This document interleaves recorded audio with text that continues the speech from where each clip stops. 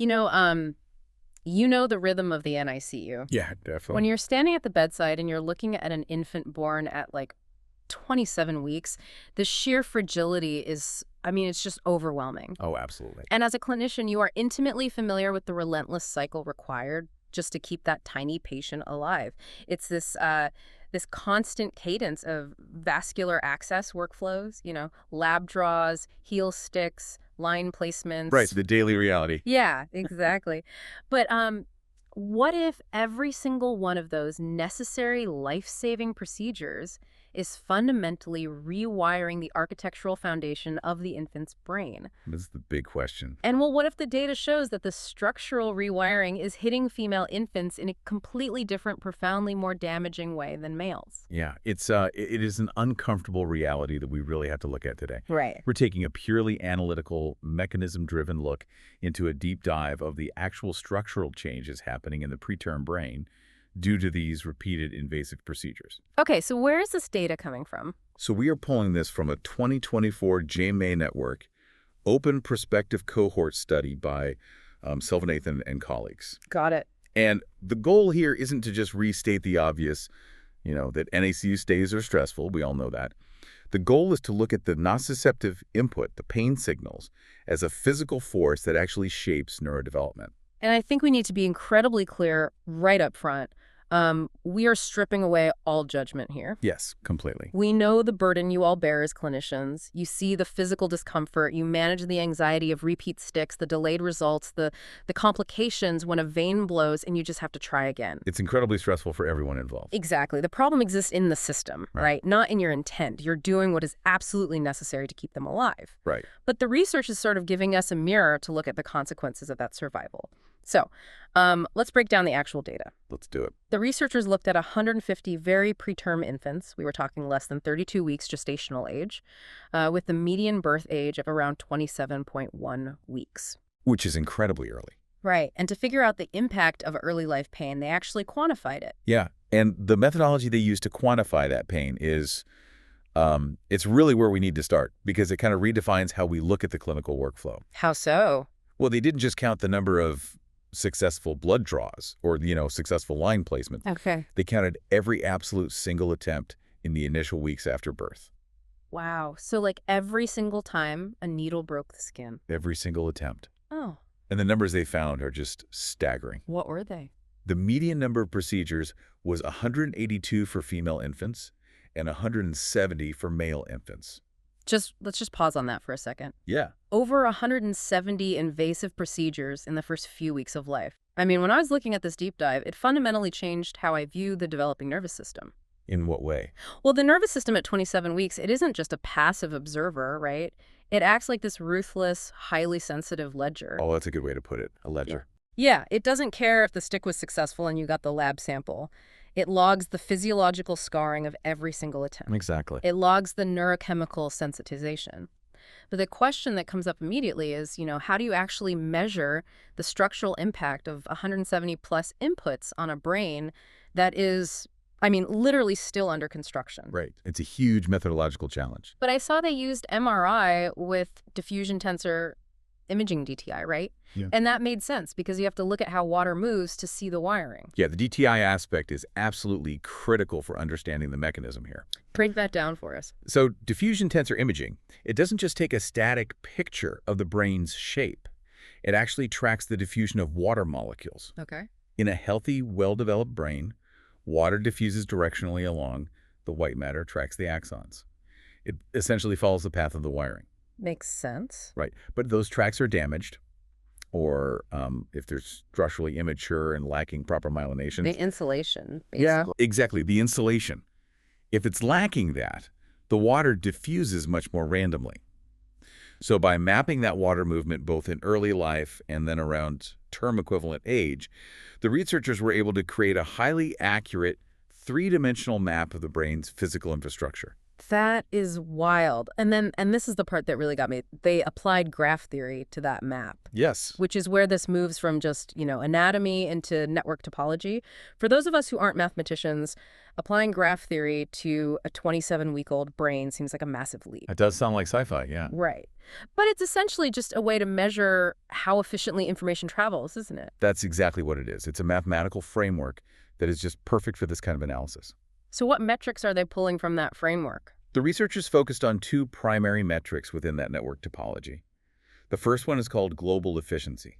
Okay, global efficiency. Right. This measures the brain's ability to integrate information across entirely different distant regions. So kind of like the long-distance superhighways connecting the parietal lobe to the frontal lobe? That's a perfect analogy, Huh, yes, the right. superhighways. And then the second metric is local efficiency. Which would be what, the surface streets? Exactly. It reflects the specialized processing happening within tightly interconnected localized regions.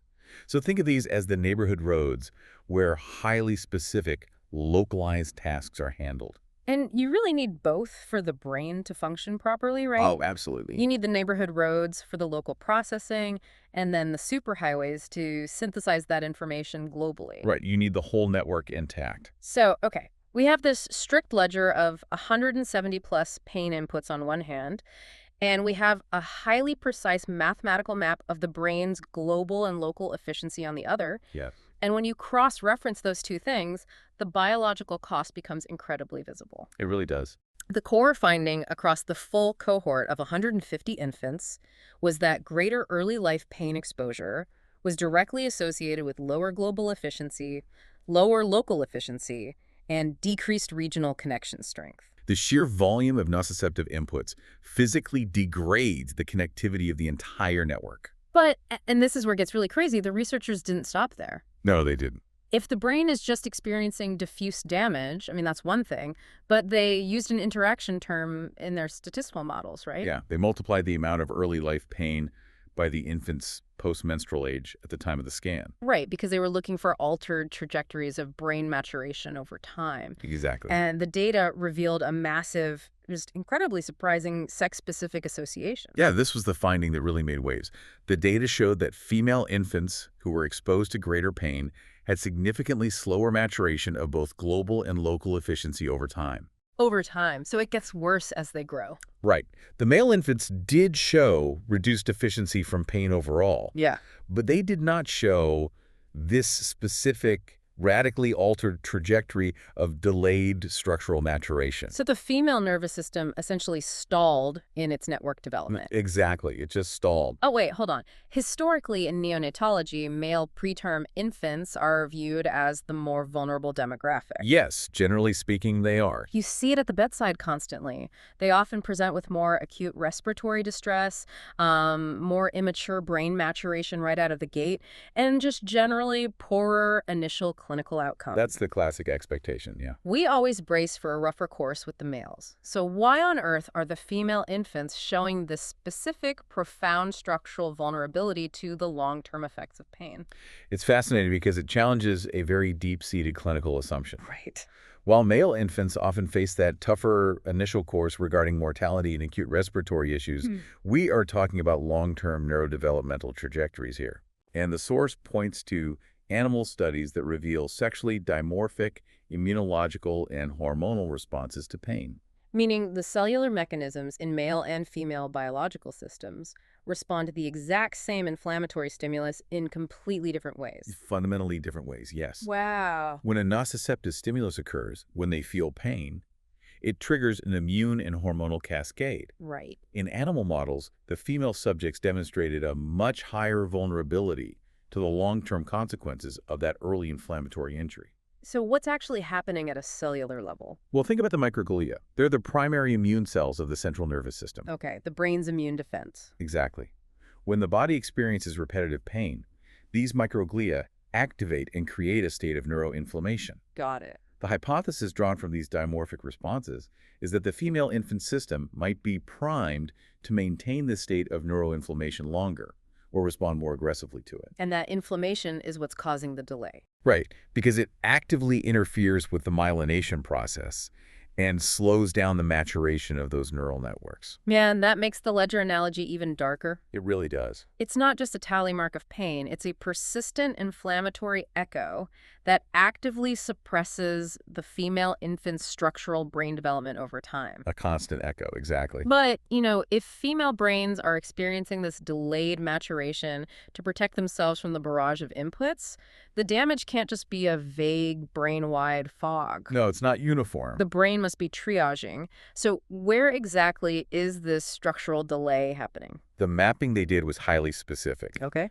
The researchers analyzed 92 distinct nodes in the brain to see exactly where the network was degrading the most. And what did they find? The strongest associations between high early life pain and lower connection strength were concentrated in the Bedolden ganglia, the limbic system, the motor cortex, and the primary visual areas. The architecture of the impact zone. Exactly. Let's look at the mechanics of that timing. I think about it like trying to pour the concrete foundation of a house during a Category 5 hurricane. Oh, I like that. Right, where the hurricane is the pain, it's the constant, repetitive, nociceptive input of 180 heel sticks and IV attempts. The storm just keeps coming. Exactly. And the parts of the foundation that are being poured exactly when the storm is at its absolute peak, those are the parts that are going to cure improperly. They'll be full of cracks and weak points. That analogy maps perfectly to the mechanism of neurodevelopment here. Yeah. Yes, because the motor and visual cortices are among the very first cortical pathways to develop and myelinate during this specific gestational window. So they are the wet concrete.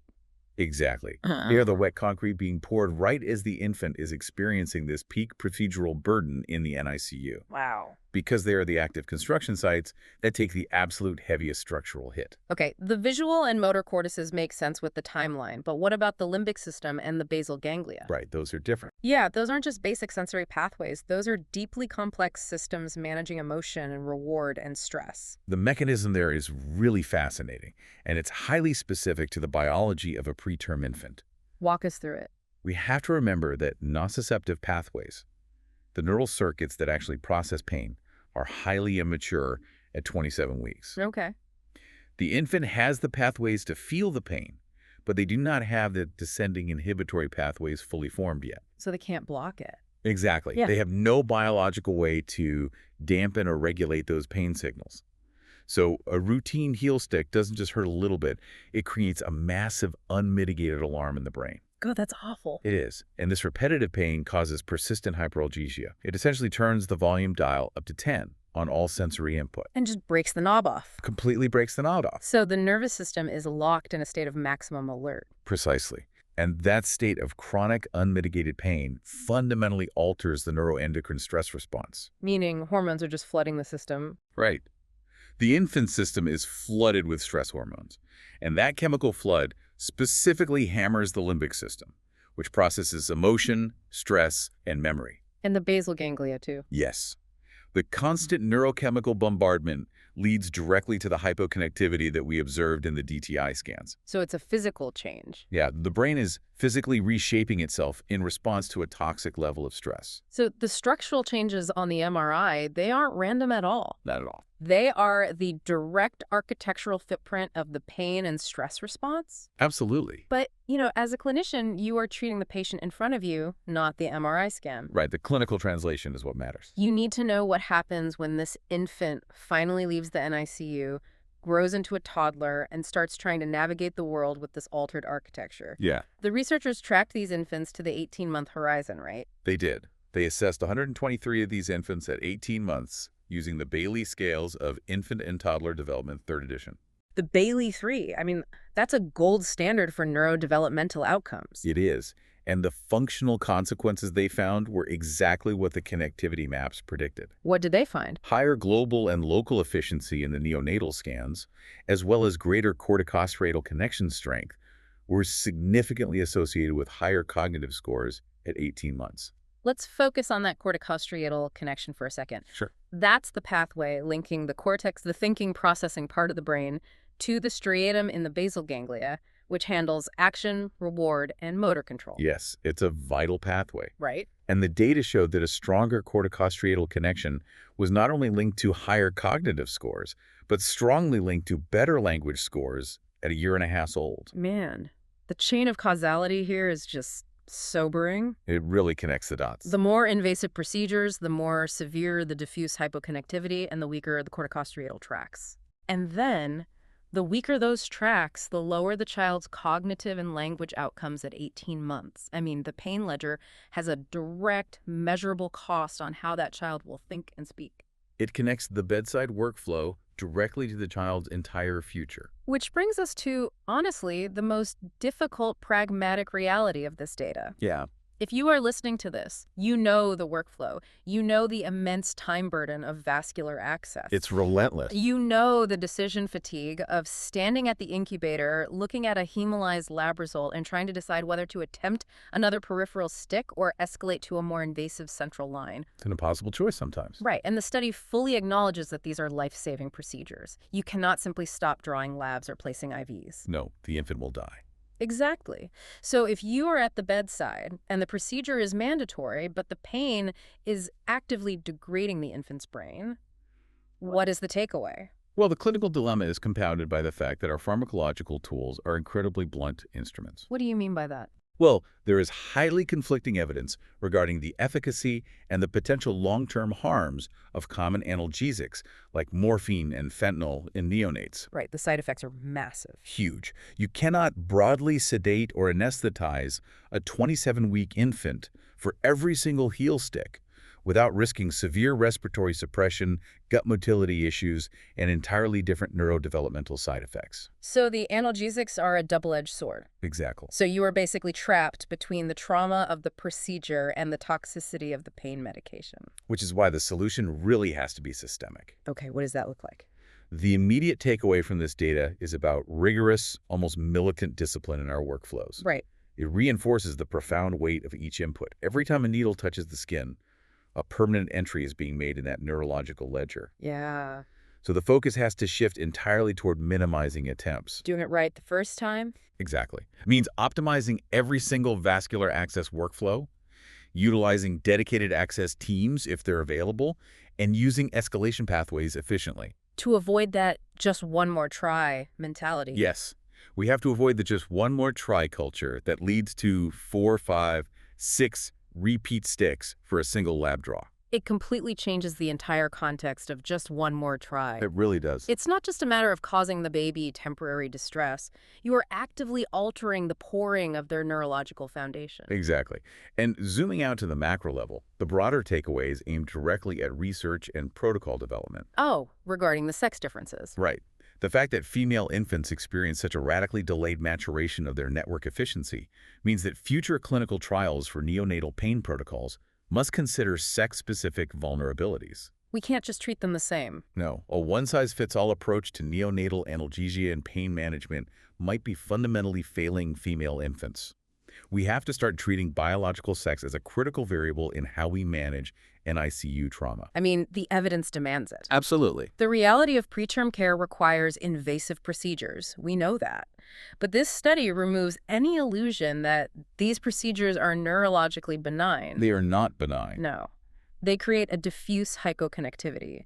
They specifically disrupt the basal ganglia and limbic systems through a flood of unmitigated stress hormones. No. They degrade the corticostriatal tracts, which lowers cognitive and language outcomes at 18 months. And crucially, the female immune and hormonal response to this trauma result in a profound slowing of network maturation. We are essentially looking at a real-time map of a brain rewiring itself under the sheer stress of survival. And looking at that rewiring, it actually reveals one final incredible insight hidden in the data. Oh, the small worldness topology. Yes. We've talked extensively about the diffuse hypoconnectivity, the loss of both global and local efficiency. But the researchers noted something remarkable about how the preterm brain adapts to this trauma. It's an amazing adaptation. Right. Despite the overall reduction in connectivity, the brain actively reorganizes itself to preserve a topological feature called small worldness. And small worldness is basically the holy grail of network architecture. How so? It's the optimal balance. It allows for highly efficient information transfer across the entire network, the global superhighways, while still maintaining specialized processing. But to preserve that core functional superhighway amidst the hurricane of pain inputs, The brain has to make sacrifices, doesn't it? Yes, it does. The data suggests it preserves that small worldness at the expense of local short-distance connections. It's a trade-off.